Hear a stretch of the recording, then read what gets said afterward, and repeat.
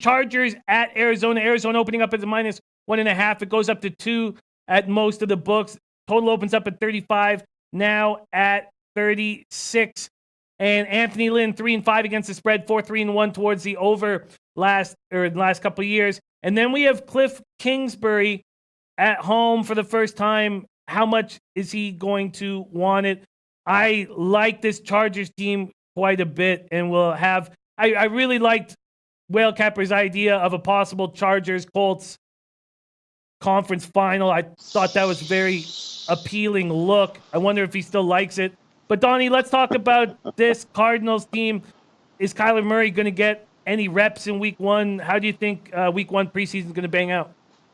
I mean, he's got to, right? You have the new regime in town. I mean, look, he is a rookie quarterback, and you don't really want to, burn him out there. But this guy's going to be your starter. He's going to be your guy that's going to be running the majority of the plays through the rest of the season. I don't think you can take a look at it as a normal, approach where a veteran's coming in where he doesn't need the reps, because they're going to have their starters out there, and they might even have him out there for a full first quarter because you want to get a look to see how he's progressing. That's going to be part of his maturation process. And even when you hand off behind him, you got Brett Hundley, who, he's been in the NFL a little bit. The guys behind him, not the greatest looks overall, but then if we take a look at the opposite side, you're not going to get Phillip Rivers. Tyrod Taylor might move it. So looking at this, it's going to be a little bit vanilla out there, but if there was a look at maybe a total going over, this is probably the one that's going to excite the fans a little bit. You're going to let your starter, which would be Kyler Murray, play at least till he gets a feel good, which means a touchdown drive maybe against the second string to get him off on the right foot. I actually like the over in this one. It just seems like it sets up that way pretty well.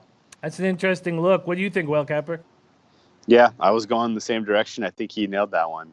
You're going to see, attempt to try to get a little bit of momentum and continuity on offense, and I'm excited to see Cliff Kingsbury's system at play with NFL talent. It's going to be an exciting year to be kind of a Cardinals watcher. As far as the Chargers Colts go, it was low-hanging fruit at the time because I kind of picked the two rosters I feel like are the most complete. There are two rosters that have stars on both sides of the ball.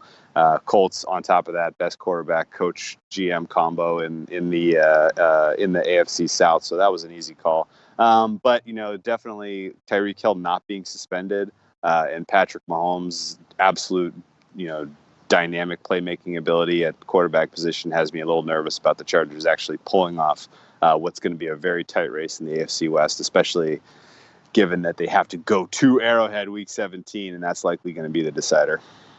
Yeah, that is going to be a hopefully wildly exciting game. Donnie, back to this over. Would you focus on the first half or would you take the full game? No, you know what? First half probably is even a better look there because, as I said, you're going to want to leave on a pretty good note with the young kid at quarterback, and Tyrod Taylor's probably going to get a good majority and then hand it off to some guys behind him. I'd actually rather have the first half than the second half, which is really probably the majority of the games that you're going to run into, especially the first week, because what you get in the second half is a lot of guys that, like I said, again, can barely even call the play, let alone run and execute the play. So first half over is definitely more appealing than the full games at most points.